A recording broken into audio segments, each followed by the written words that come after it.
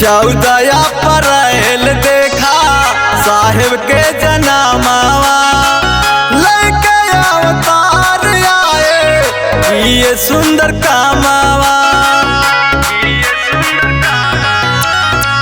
14 अप्रैल देखा साहेब के जनामावा लेके अवतार आए ये सुंदर कामावा।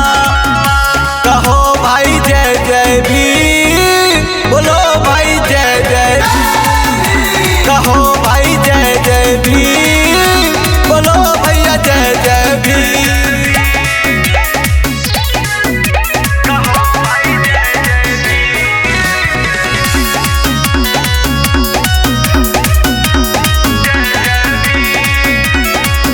सब दुख सहे लेकिन सुख नहीं पाए, फिर भी किसी का दिल नहीं है दुखाए।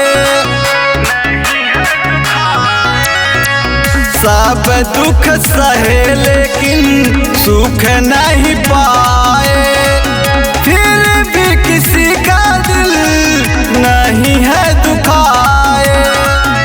लिखे संविधान है प्यारा, नमन करता जग सारा। लिखे संविधान है प्यारा, नमन करता जग सारा।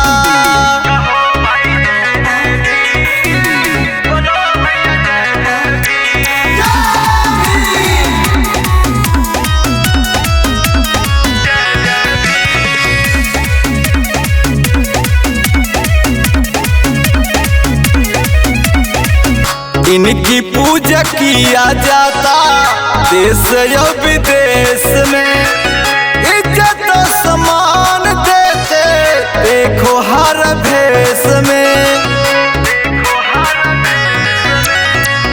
इनकी पूजा किया जाता देखो हर देश में, इज्जत सम्मान देते देखो हर भेष में।